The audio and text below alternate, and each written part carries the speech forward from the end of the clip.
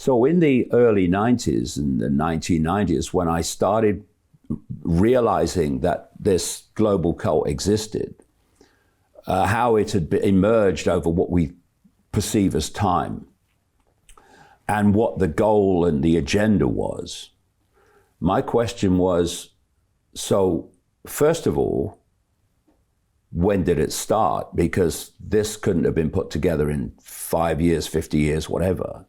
And you start to go back and you can chart it back into what we perceive as ancient history, Babylon, Egypt, and what have you.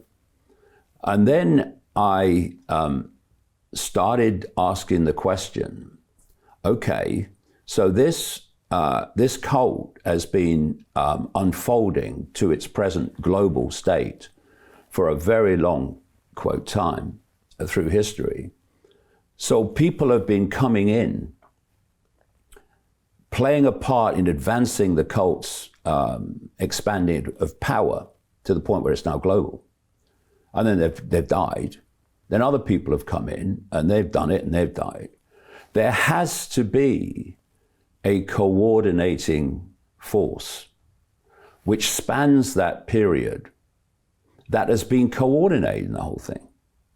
And once you start asking those questions, as I have well, I've been asking them for a long time, but started really focusing on this stuff in the Trap and Now the Dream, it takes you outside of the world we call human, which is a tiny band of frequency, that's all it is, into other dimensions of reality, where you start to see where all this control is actually ultimately coming from, and why your Bill Gateses and your Klaus Schwabs and all these people, and even the Rockefellers and the Rothschilds, they're just bloody gophers.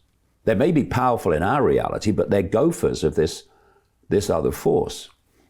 But to do that, you've got to let go of the fear that most people live with, which is the fear of what other people think. You've also got to put down the 5 sense barriers, the 5 sense limitations, and let your mind, your consciousness expand into other levels of reality and perception, possibility, insight. And if you won't do those two things, if you won't let go of the fear of what other people think. And the fear of death too? Yeah, that too. And we can get into really what that is. But if you won't let go of the fear of what other people think, then there's always going to be a limit, here and no further, of where you will go. Because once you go into levels of reality, levels of research, levels of uncovering information that is way outside the human perception of normal, then you're gonna get ridiculed. You're gonna get laughed at. You're gonna get demonized. You're gonna be seen as dangerous and what have you. And so fundamental to my, if you like, journey was that phenomenal ridicule I went through in 1991, 92, 93, 94, 95, and still there among people who haven't looked at what I'm saying. Because when you go through that historic level of ridicule, one of two things happens. You either run away and hide and just keep out of the world, because I couldn't walk down any street in Britain without being laughed at the time. If I looked behind me, I knew people would be making faces or laughing at me, just part of my life. And the other alternative to running away and hiding is allowing that experience to be the fire that hones the steel. I chose the latter. And what that phenomenal historic level of ridicule did for me is it allowed me to let go of concern of what other people think of me.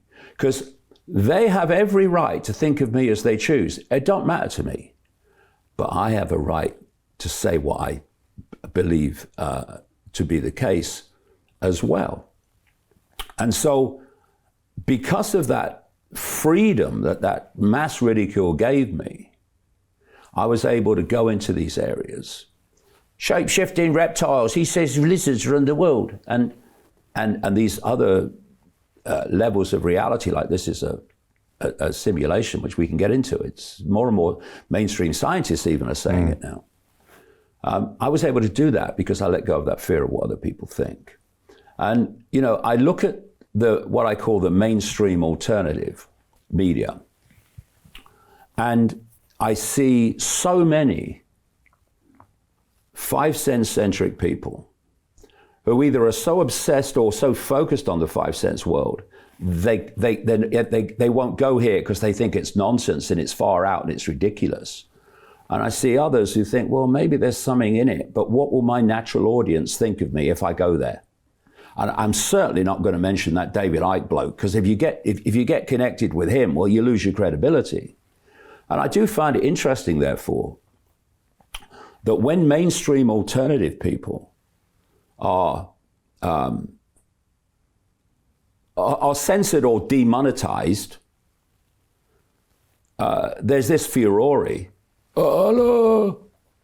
And when you're banned from 27 European countries, banned from Australia, banned from all these mainstream platforms, you know, it just passes people by. And it doesn't pass the public by, the awakening public by. Right. It passes the mainstream here and no further people. So Jim Rickards has just recorded a video that's not available to anyone in the public, and he's going to be talking about how this upcoming recession is going to be fast, it's going to be bloody, it's going to be nasty. But at the same time, he's going to show you how you can position yourself to profit from all of this chaos. Now, we've made this video only available to our viewers. Go to londonreal.tv/Jim. Watch that immediately. I can't say enough good things about Jim Rickards. He understands the global economic system better than any guest I've ever had on London Real.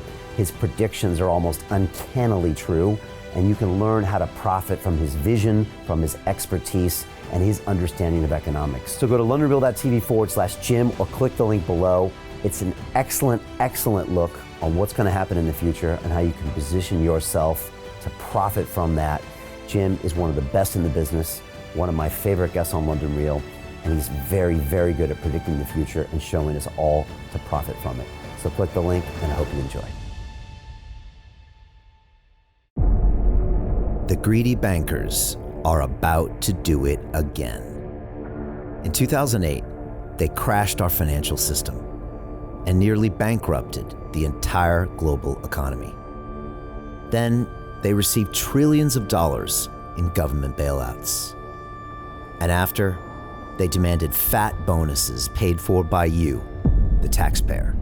It turns out the banks haven't just been screwing the American taxpayers, they're also screwing over their investors. Turns out the banking industry is the worst place you could put your money, despite enormous taxpayer bailouts. Now the bankers are back to take away your financial freedom. They lie and tell you that cryptocurrency isn't safe. They try to make it illegal for you to choose how to invest your hard-earned money.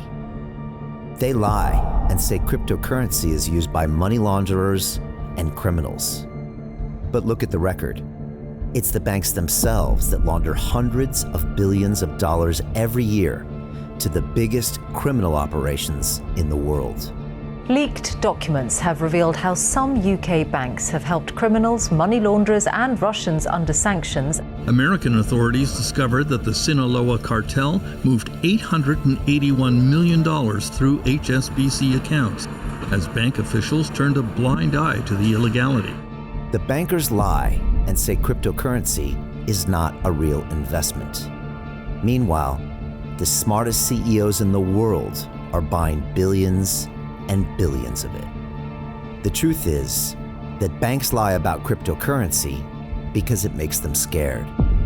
The banks take $9 trillion per year of your hard-earned money, and they are worried that they will finally be exposed. They're scared because crypto means they can no longer control your money, which means they can no longer control you. They are scared because you might actually understand your money, and intelligently decide what to do with it. Now is the time for us to come together, fight back, and take control. It's time to educate ourselves, our families, and our communities. Because financial education means financial freedom. We know that cryptocurrencies will help us build the new decentralized financial system of the future. A banking system that is of the people, by the people, and for the people. A banking system where access to finance is a fundamental human right. A banking system that is free and fair and welcomes all humans on this earth. The DeFi revolution is happening. We, the people, can no longer be fooled. We choose to take control of our finances.